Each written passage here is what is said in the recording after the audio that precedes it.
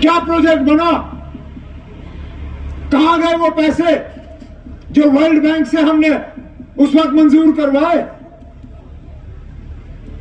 जो झेलम को ड्रेजिंग करने का प्रोजेक्ट बना, किसने खाए वो पैसे? पीडीपी बीजेपी की हुकूमत में वो ड्रेजिंग हुई?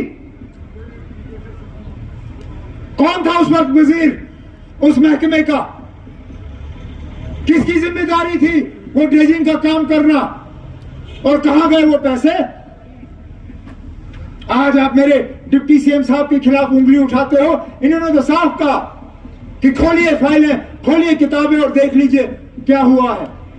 मैं कहता हूं इनकी फाइलों के साथ उस दौर के हुकूमत की फाइलें भी खोलिए। खोलो फाइल, बताइए मुझे कहां गए वो फ्लड रिलीफ के पैसे? किसने खाए झेलम के ड्रेजिंग के पैसे? किसने खाए फ्लड चैनल के ड्रेजिंग के पैसे? किसने खाए वो वुलर प्रोजेक्ट के पैसे? बताओ हमें, हम भी जानना चाहते हैं कि आखिरकार क्या हुआ कि इस साल 2 दिन बारिश के बाद श्रीनगर शहर फटने पे आया था। अरे ना, 2014 में कम से कम 6 दिन के बाद 7वें दिन पे बंद फटे। यहां तो 2 दिन भी बारिश नहीं आई, तीसरे दिन बंद फटना शुरू हुआ। अल्लाह ताला ने हमें बचाया उस वक्त। अगर 24 घंटे और बारिश पड़ी होती, हम सब पानी के नीचे होते। तो फिर क्या किया श्रीनगर शहर के लिए इन पिछले सालों में? क्यों नजरअंदाज किया इस शहर को? ये हम लोग हैं जो न इलाका देखते हैं, न मजहब देखते हैं, न जात देखते हैं, न बरादरी देखते हैं। हम सिर्फ हक देखते हैं कि क्या हक है या नहीं है।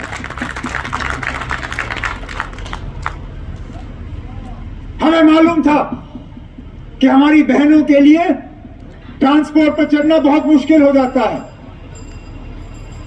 तो पहले ही बजट में हमने तमाम सरकारी बसों पे अपनी माओ बहनों के लिए मुफ्त सवारी का ऐलान करके बसें उनके हवाले कर दी।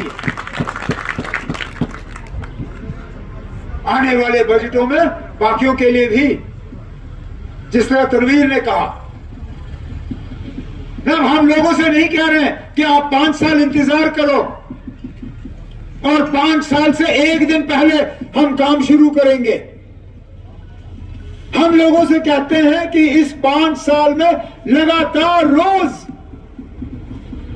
हम काम करते करते अपने किए हुए वादे जो लोगों के साथ हैं वो हम पूरा करके ही अपने आप को लोगों के सामने पेश करेंगे। ये आप इत्मीनान रखें।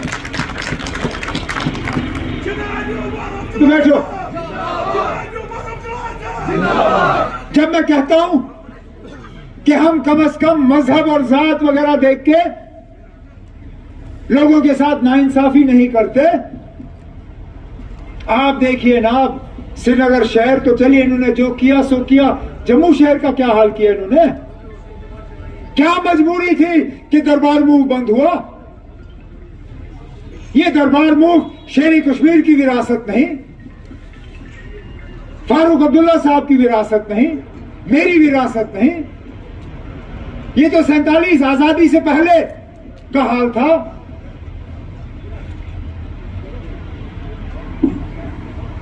हम लोग अगर मजहब किस बुनियाद पर फैसले करते या इलेक्शन देख के फैसले करते, जम्मू शहर से तो मुझे एक भी एमएलए नहीं मिला। मैं तो कभी दोबारा दफ्तर वहां खोलता ही नहीं। लेकिन ये देखते हुए कि जम्मू के साथ नाइंसाफी हुई,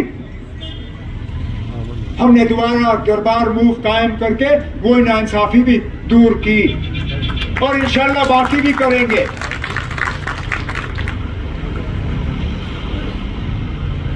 बीच में हमारे रास्ते में रुकावटें आएंगी, मुझे मालूम है, लेकिन हम उस रुकावटों को भी पार कर लेंगे। बीच में हमें पीछे खींचने की कोशिश की जाएगी, हम उन चीजों से घबराएंगे नहीं, क्योंकि हमारा इरादा सही है।